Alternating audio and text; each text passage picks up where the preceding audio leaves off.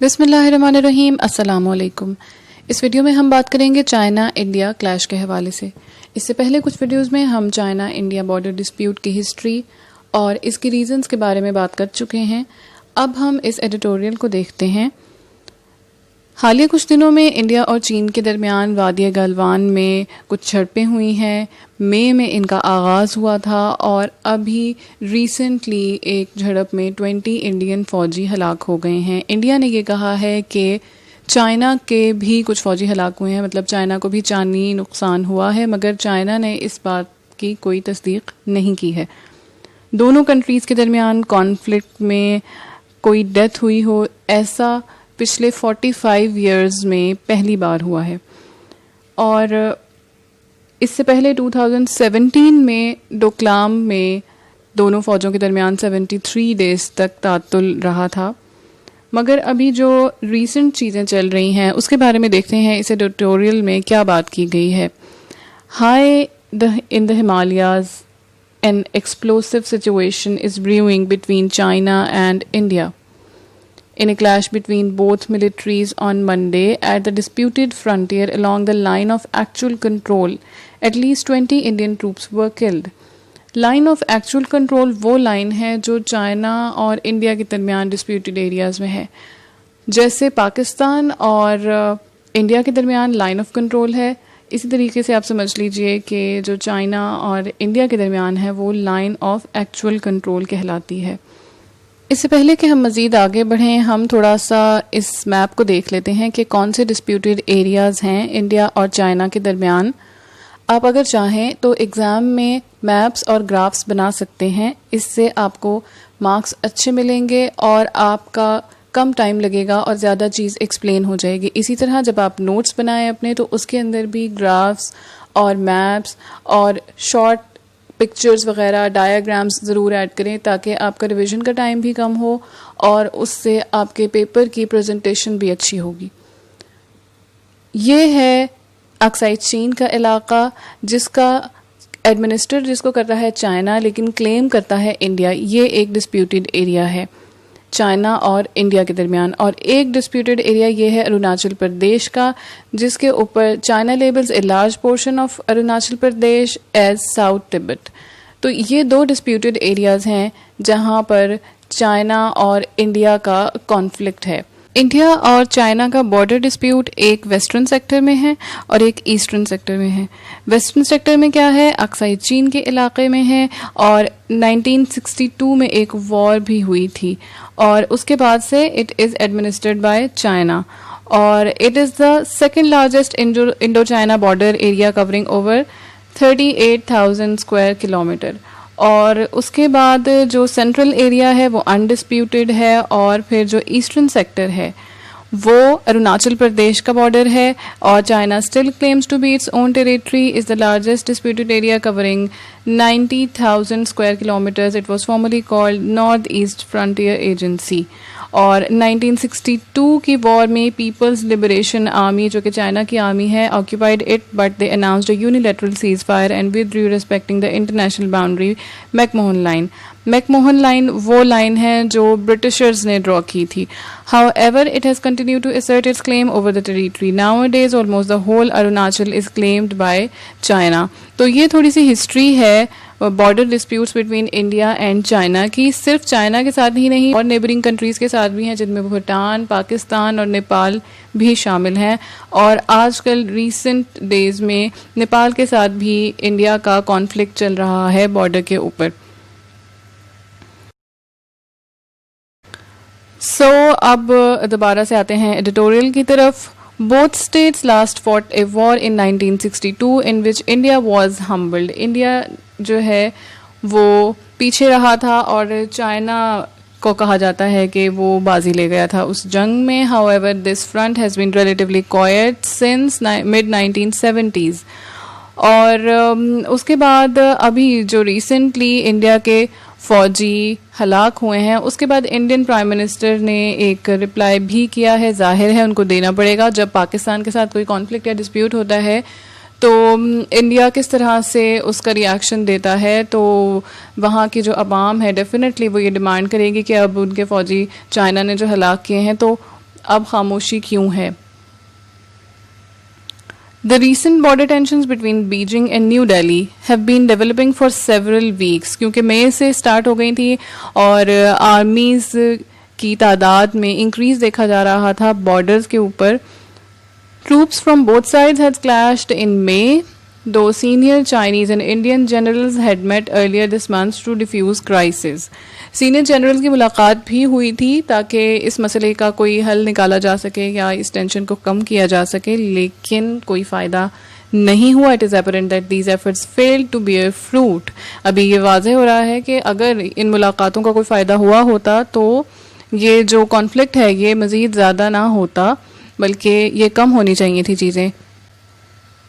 Beijing says India's men attacked its troops and intruded into Chinese territory, provoking and attacking Chinese personnel in the latest confrontation. अब Beijing का ये मौक़िफ़ है कि Indian जो फ़ौजी थे वो आए और उन्होंने इंट्रूड किया, जिसकी वजह से हमें जो कन्फ्रंटेशन हुई और उनके बंदे मारे गए. So unfortunately, India has history of bullying its neighbors and trying to play regional hegemon. अब प्रॉब्लम ये है कि इंडिया ने जो अभी रिसेंट उसकी हिस्ट्री अगर देखी जाए तो वहाँ पे बहुत ज़्यादा जो पॉपुलिस्ट पॉलिटिक्स है वो डोमिनेंट नज़र आती है हमें, चाहे वो कश्मीर का मामला हो या फिर जो इंडियन एक एटीट्यूड जनरल रहा है दूसरे नेबर्स की तरफ, वो बुलिंग बारा रहा है. अगर हम देखें तो जनूबी एशिया या ऑलमोस्ट एशिया के मोस्टली कंट्रीज़ ऐसे हैं जो कि बेल्ट एंड रोड इनिशिएटिव्स के साथ कनेक्टेड हैं, जबकि इंडिया सिर्फ वो मुल्क है जो BRI से, चाइना के BRI से कनेक्टेड नहीं है. इसके पीछे और बहुत सारी रीजंस हैं कि क्यों इंडिया इस तरह का बिहेव करता है.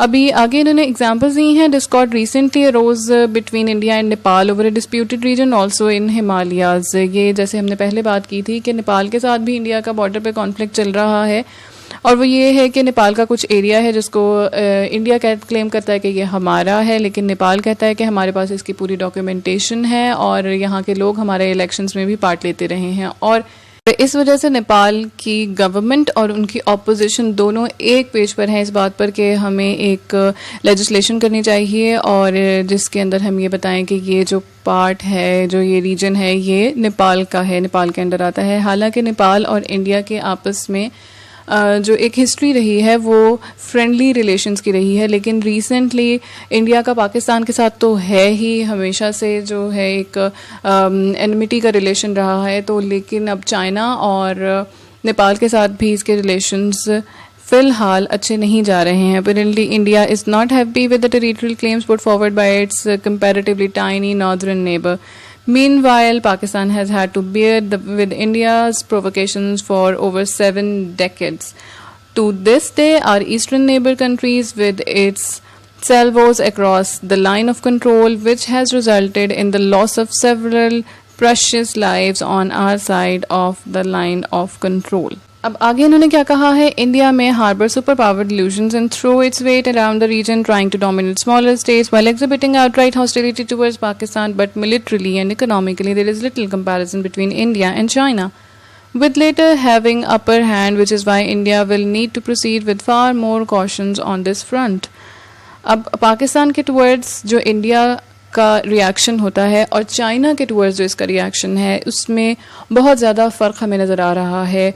उनके मीडिया के ऊपर वो उस तरीके से चीज़ें नहीं चलाई जा रही जैसे जब पाकिस्तान के अगेंस्ट रिएक्शन होता है तो वो होता है, और बहुत ज़्यादा कॉशियस रिएक्शन. उसकी वजह यही है कि चाइना इकोनॉमिकली स्ट्रॉन्ग है, वो इंडिया से ज़्यादा बेटर पोजीशन में है.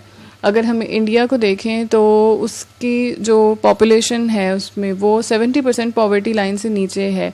तो ये चीज़ भी एक मैटर करती है कि सुपर पावर बनने के लिए सिर्फ एक गवर्नमेंट ही स्ट्रांग नहीं होनी चाहिए बल्कि अवाम भी खुशहाल होनी चाहिए. और जो चाइना है उसका जो एक अखबार है जो कम्युनिस्ट जो पार्टी है या उनकी जो हुकूमत है उसकी तर्जुमानी करता है, ग्लोबल टाइम्स, उसने कहा है कि इंडिया को अपनी 2 गलतफहमियों को दूर कर लेना चाहिए. एक ये कि चीन अमेरिका की प्रेजेंस की वजह से इंडिया से अपने ताल्लुकात को ख़राब नहीं करना चाहता, और दूसरा ये कि कुछ इंडियन लोगों की ये गलत फहमी है कि इंडिया की फ़ौजी ताकत चीन से ज़्यादा है. और उसमें ये भी कहा गया है कि ये 2 गलत फहमियाँ इंडियन सोच और चीन के बारे में उसकी पॉलिसी को इन्फ्लुएंस कर रही हैं। अखबार में ये भी कहा है कि चीन इंडिया के साथ झगड़ा नहीं चाहता और उसे उम्मीद है कि वो इस बॉर्डर कॉन्फ्लिक्ट को बायलैटरल कॉन्वर्सेशन से रिजॉल्व कर लेगा और ये चाइना की गुडविल है, इसको चाइना की वीकनेस ना समझा जाए। और दूसरी तरफ इंडिया ने क्या किया है कि इंडिया ने चाइना की सरमायाकारी को रोकने के लिए, क्योंकि चाइनीज़ इन्वेस्टमेंट है इंडिया के अंदर, कुछ इक़दामात किए हैं, कुछ मेजर्स लिए हैं, वो हमने कल की वीडियो के अंदर भी डिस्कस किए थे। और कुछ लोग ये कहते हैं कि ये डिस्प्यूट सड़कों की वजह से है, लेकिन असल में इंडिया का झुकाव फ़िलहाल अमेरिका की तरफ ज़्यादा हो चुका है और अमेरिका एंटी चाइना अकॉर्ड का हिस्सा है, जिसके अंदर जापान और ऑस्ट्रेलिया भी शामिल हैं। तो एशिया के अंदर हम देखें तो अगेन वही बात कि इंडिया सिर्फ ऐसा मुल्क है जो BRI belt and road initiative का हिस्सा नहीं है। फिर इंडिया CPEC के भी अगेंस्ट है। तो इन सारी बातों को देखकर चाइना के रवैये की वजह हमें खुद ही पता चल जाती है कि वो इंडिया के टुवर्ड्स ऐसी क्यों है। एक और जो चाइना को रिजर्वेशन है वो है कश्मीर के ऊपर। जब इंडिया ने पिछले साल ये किया था कि कश्मीर की खुसूसी आइनी हैसियत को ख़त्म करके उसको सेंटर के अंडर कर दिया था और जम्मू और कश्मीर और लद्दाख के बारे में जो नक्शा दिया था, तो उसके ऊपर चाइना को कुछ रिजर्वेशंस थी और ये चाइना के लिए नाकाबिले कबूल बात थी और चाइना ने कहा था कि ये चीन की सालमियत के अगेंस्ट है। पाकिस्तान और इंडिया का कॉन्फ्लिक्ट अलग तरह का होता है, लेकिन जब चाइना और इंडिया का कॉन्फ्लिक्ट आता है तो China has infiltrated India by gaining powerful role in economy of India. India और चाइना का ट्रेड डेफिसिट $53 बिलियन है। It also builds roads and infrastructures through the parts of Kashmir occupied by Pakistan और इसके ऊपर भी इंडिया को रिजर्वेशंस हैं। It is quite evident कि high pitched nationalist politics of right wing of Modi government has always been mild mannered towards China।